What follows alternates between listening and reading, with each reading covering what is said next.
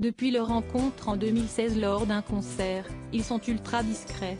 Jean-Michel Jarre, précurseur de la musique électronique mondiale, et Gong Li, l'une des actrices chinoises les plus connues, vivent une belle histoire d'amour entre leurs deux pays, loin des médias et des photographes.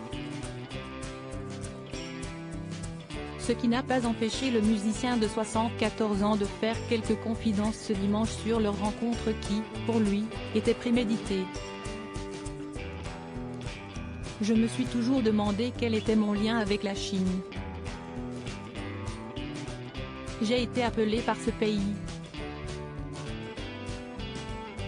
J'y suis retourné pour faire ce concert dans la cité interdite, a-t-il commencé lors de l'émission Vivement Dimanche, diffusée ce dimanche 15 janvier, avant de raconter son évidente attirance pour la comédienne de 57 ans. Gong Li est la première actrice chinoise, et même asiatique, à avoir fait connaître le cinéma asiatique et chinois au reste du monde. J'ai compris quand on s'est rencontré que tout ça était prémédité.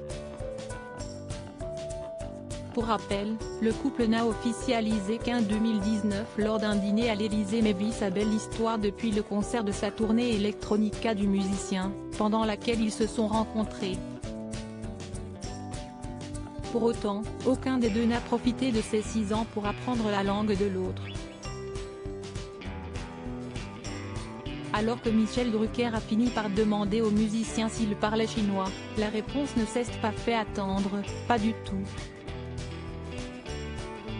Si est-il trop tard, trop compliqué, a-t-il notamment confié, avant de confirmer que sa compagne, la femme du reste de sa vie ne parlait pas français non plus. À part un peu de lyonnais, vie privée et carrière bien remplie.